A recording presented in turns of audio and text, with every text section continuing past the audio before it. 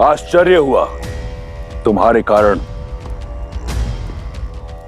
मेरा विजय का नाद मुझसे छूट गया। तुम्हारे विश्वासघात के कारण मेरा विजय श्री का यज्ञ अधूरा रह गया। रावण की विजय तुमने शत्रु को भेंट दे दी और अब मेरे समक्ष ये विजय तिलक लाने का ढोंग रच रही हो। मैंने सर्वदा आपको समझाने का प्रयास किया है लंकेश, आपको रोकने का भी प्रयास किया। कभी स्वप्न में भी आपके आयत नहीं चाहा मैंने, और यदि आज भी आशा की तनिक किरण दिखाई दे मुझे तो आपको आज भी रोकूंगी मैं, और मेरा धर्म भी यही कहता है। तुम्हारे धर्म की परिभाषा अधूरी है मंदोदरी। धर्म तो मैं निभाऊंगा, एक राजा होने का, एक भाई होने का, एक पति होने का, एक योद्धा होने का। लंका का वो हर वीर जिसे इस युद्ध में वीरगति प्राप्त हुई, उसकी मृत्यु निरर्थक नहीं होगी।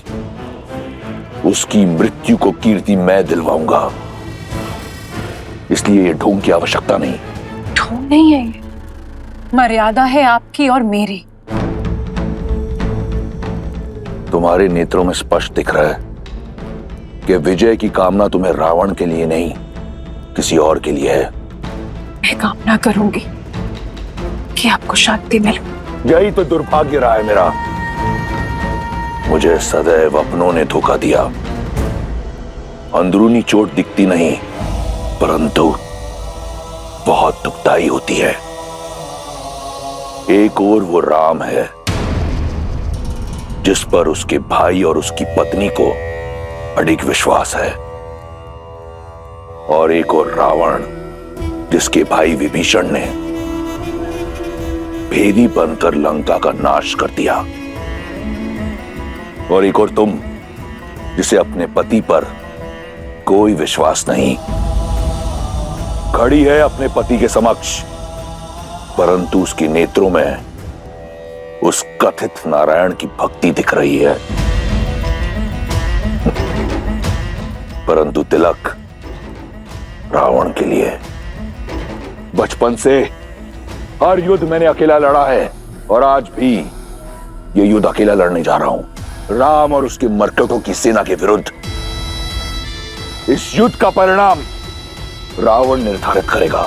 दुर्भाग्य तो मेरा है लंकेश, पहले अपने नेत्रों के समक्ष अपने पुत्रों को खो दिया, और आज आपको खोने जा रही हूं। तुम उस रावण के समक्ष खड़ी हो जिसे वरदान मिला ब्रह्मा से, परम भक्त माना महादेव ने, और जिसका संहार करने नर के रूप में कथित नारायण आया है। चिंता मत करो, वो बालक इस रक्षराज को नहीं मार पाएगा। महादेव को वचन दिया है मैंने कि उसकी चिता की भस्म से उनकी आरती करूंगा।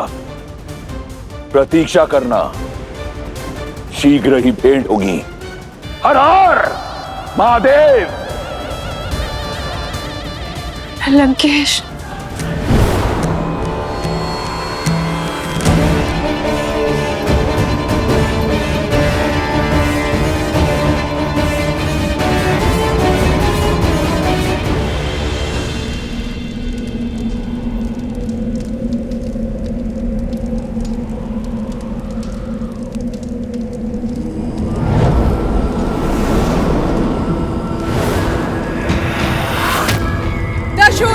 के स्वामी लंका नरेश दशानन रावण पधार रहे हैं।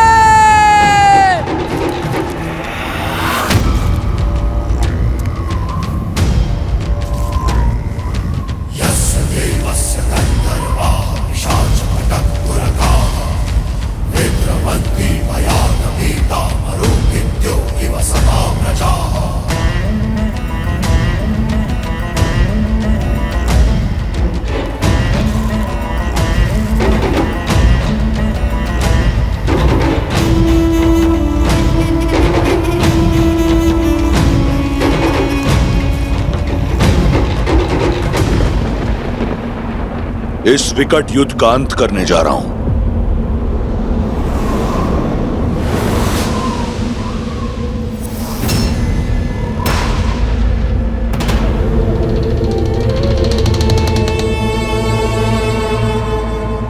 परंतु जानती हो इसका आरंभ कितना विचित्र है।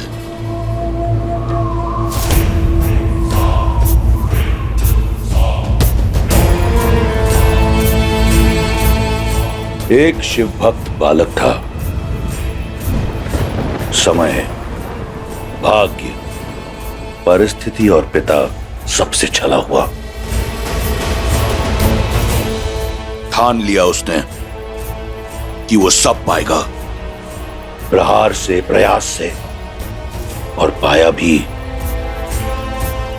त्रिलोक का सबसे बड़ा राजा बना वो, सबसे शक्तिशाली और महादेव का परम भक्त भी। समय बीता, सुदूर उत्तर की ओर एक राजा ने अपनी कन्या के लिए एक स्वयंवर रचा। शर्त थी महादेव के पावन धनुष पिनाक को उठाना। सभी राजाओं को निमंत्रण गया। महादेव के उस परम भक्त के अतिरिक्त उससे यह दुस्साहस सहा नहीं गया। वो बिना किसी निमंत्रण के उस स्वयंवर में गया। मंशा केवल एक थी, महादेव के पावन धनुष को पाना, उसे लंका ले जाना।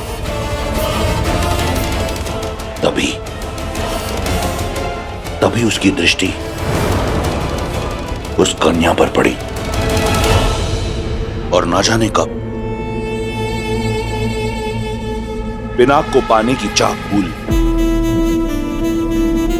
उस कन्या को पाने का हट सवार हो गया। फिर जो हुआ वो असंभव था। कैलाशपति समेत कैलाश को उठाने वाला वो उस धनुष को नहीं उठा पाया। यदि वो चाहता तो उसी क्षण उस कन्या को अपने साथ ले जाता, परंतु उसने ऐसा नहीं किया। लौट आया वो, समझाया स्वयं को कि कदाचित उस कन्या को पाने की चाह महादेव की भक्ति से ऊपर रख वो दंड का पात्र था। दूर रहा वो उस कन्या से, परंतु समय का चक्र फिर घूमा। उस कन्या की स्मृति ने एक बार फिर लंकेश का द्वार खटखटाया। असफलता का वो घाव एक बार फिर हरा हो गया। पिनाक ना पाने की चाह और उस कन्या को ना पाने की आह एक बार फिर जीवित हो गई। और उसके बाद जो हुआ वो ये संसार जानता है।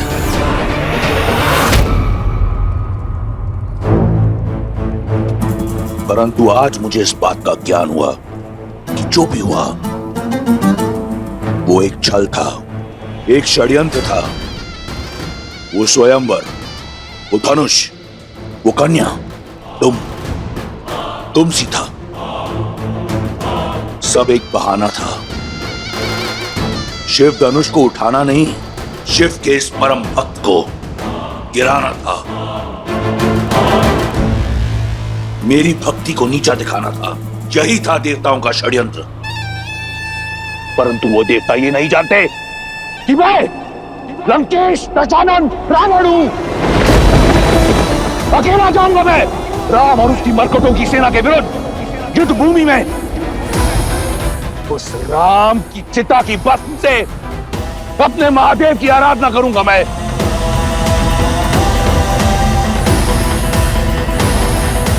अंत समय में सारा जीवन आंखों के सामने घूमी जाता है दशानन। अंत समय में व्यक्ति को अपने भूलों और अपराधों का भी स्मरण हो जाता है। परंतु खेद है, तुम्हें अब तक नहीं हुआ। पर देख लेना, मेरे श्री राम तुम्हारे अंत से पहले तुम्हें भूल अवश्य स्मरण कर पाएंगे। भलाई, बुराई, धर्म और अधर्म के इस अंतिम युद्ध में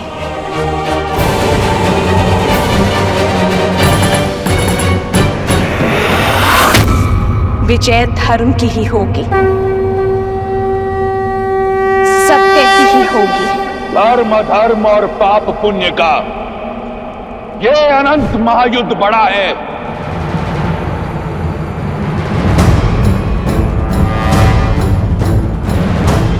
सत्य है क्या और भ्रम है क्या, ये प्रश्न सदा से अमर खड़ा है।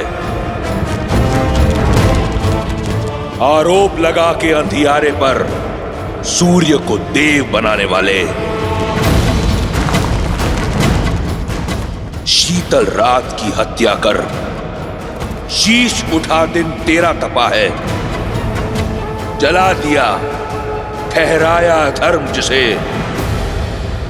कह अन्याय जिसे पतित किया। आहुति दे उस कथित अधर्म की, तेरे धर्म का पावन यज्ञ सजा है। ये युद्ध है, महायुद्ध है। बस अपना स्वार्थ ही सिद्ध किया। न्याय धर्म का कर षड्यंत्र, अमृत पीने की चाह में तुमने विष देकर शिव को भी छला है। तुमको भाया वो न्याय हुआ और शेष सभी अन्यायी तुम्हारे प्रहार से बहे लहू ने अन्याय का ये महाअस्त्र रचा है। ये युद्ध है, महायुद्ध है। राम शांत, रावण क्रुद्ध है, क्रुद्ध है।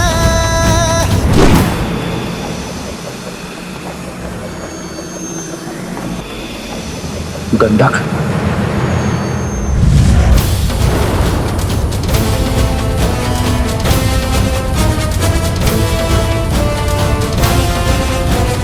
है घमंड और प्रचंड लंकापति, माता सीता के नयन में आस है भरी।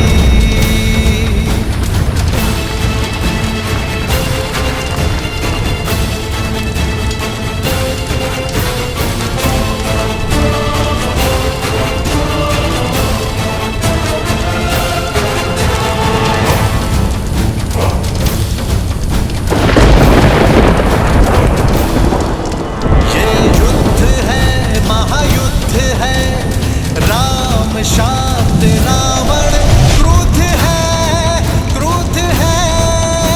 ये युद्ध है, महायुद्ध है। राम शांत, रावण क्रुद्ध है, क्रुद्ध है, क्रुद्ध है।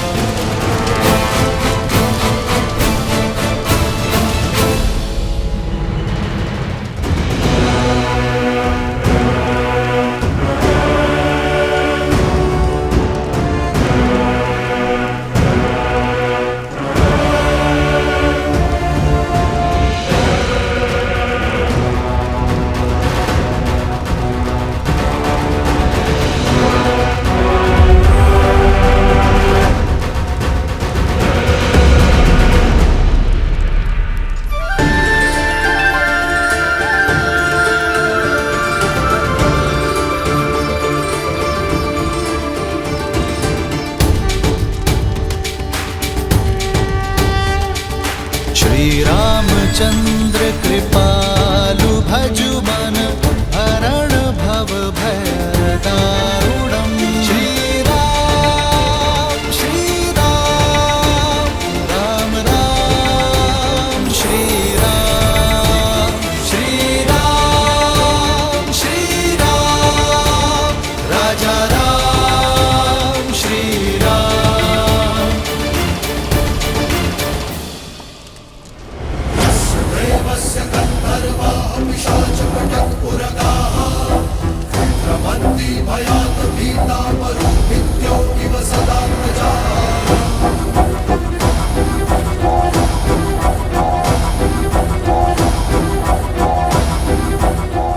चौंक गए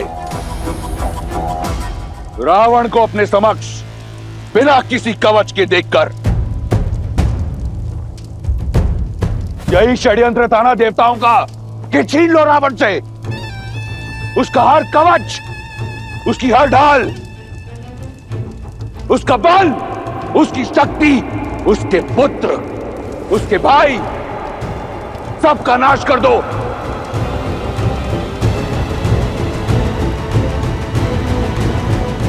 उसके उपरांत रावण का संहार होगा।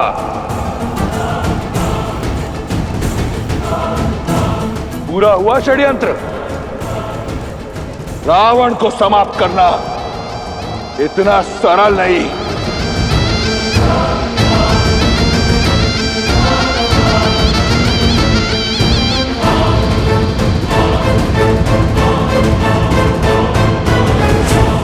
प्रतीत होता है कि उन देवताओं को स्मरण नहीं कि मैं वो दशानन हूं जिसने अपने बल से लंका पाई, जिसने अपने साथ से 10 लोगों पर राज किया है, बिना किसी कवच के, बिना किसी ढाल के।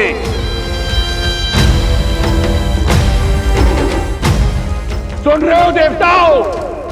राक्षस हूं मैं, राक्षसराज रावण हूं मैं।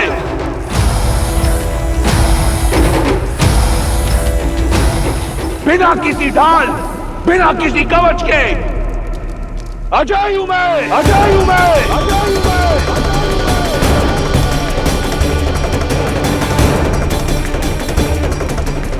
कोई मुझे मार नहीं सकता।